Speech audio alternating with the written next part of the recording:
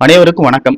சற்றுமுன் வெளியான முக்கிய அறிவிப்பின்படி 60 வயதிற்கு மேற்பட்ட மூத்த குடிமக்கள் அனைவரும் பயன்பெறும் வகையில் அவர்களுக்கு உதவித்தொகை வழங்குவது குறித்தும், மேலும் அவர்களுக்கு புதிய சலுகை குறித்து தற்போது முக்கியமான மகிழ்ச்சியான அறிவிப்புகளை தமிழக அரசு வெளியிட்டுள்ளது. இதுல என்னென்ன அறிவிப்புகள் வெளியாகியுள்ளன என்பதை பற்றி விரிவாக நம்ம வீடியோல பார்க்கிறோம். வீடியோவை கடைசி வரைக்கும் ஸ்கிப் பண்ணாம பாருங்க. வீடியோக்குள்ள போறதுக்கு முன்னாடி இந்த வீடியோக்கு லைக் பட்டனை பிரஸ் பண்ணிக்கோங்க. இப்பதான் இந்த சேனலுக்கு முதல் முறையா வரீங்கன்னா சப்ஸ்கிரைப் பட்டனை பிரஸ் பண்ணிக்கோங்க. கூடவே பெல் ஐகான் பட்டனையும் பிரஸ் பண்ணிக்கோங்க. வாங்க வீடியோக்குள்ள போகலாம். நாடு முழுவதும் மத்திய மாநில அரசுகள் 60 வயதிற்கு மேற்பட்ட மூத்த குடிமக்களுக்கு என்று பல்வேறு வகையான நலத்திட்டங்களை செயல்படுத்தி வருகிறது.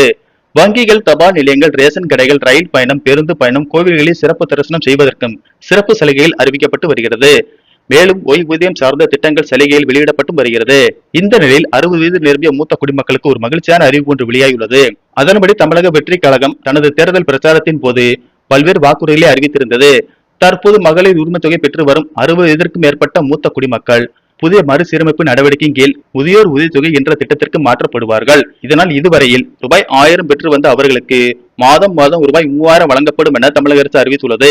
இதற்கான கணக்கெடுக்கும் பணிகள் தற்போது தமிழகம் முழுவதும் நடைபெற்று வருகின்றன. இந்த கணக்கெடுக்கும் பணிகள் முடிவடைந்ததும் பிறகு இதற்கான விண்ணப்பங்கள் விநியோகிக்கப்பட்டு அந்த விண்ணப்பங்களை பூர்த்தி செய்து கொடுத்தவுடன் விண்ணப்பங்கள் சரிபார்த்த பிறகு 60 வயதிற்கு மேற்பட்ட அனைத்து பெண்மணிகளுக்கும் ரூபாய் 3000 வழங்கப்படும் என தமிழக அரசு தெரிவித்துள்ளது.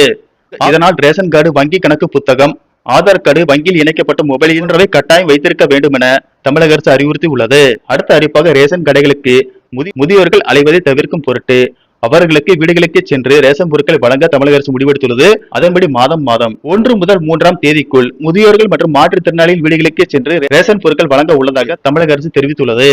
அடுத்த அறிவிப்பாக கொரோனா காலத்திற்கு முன்பு முதியோர்களுக்கு ரயில் பயண கட்டண சலுகை வழங்கப்பட்டு வந்தது. கொரோனா காலத்திற்கு பின் நிதி நெருக்கடி காரணமாக ரயில் பயண கட்டண சலுகை முற்றிலும் ரத்து செய்யப்பட்டது. தற்போது ரயில்வே துறையில் லாபம் ஈட்டி வந்தாலும் முதியோர்களுக்கான ரயில் பயண கட்டண சலுகை இதுவரை வழங்கப்படவில்லை. இதன் காரணமாக முதியோர்கள் நலச்சங்கங்கள் மற்றும் பல்வேறு தரப்பினர் மூத்த குடிமக்களுக்கு நிறுத்தி வைக்கப்பட்ட ரயில் பயண கட்டண சலுகை திருப்பி வழங்கப்பட வேண்டும் என்று கோரிக்கை வைத்து வரும் நிலையில் தற்போது புதிய அறிவிப்பாக வருகிற மத்திய பட்ஜெட்டில் மூத்த குடிமக்களுக்கான ரயில் பயண கட்டண சலுகை மீண்டும் வழங்கப்படும் என தகவல்கள் வெளியாகியுள்ளன. நன்றி, வணக்கம்.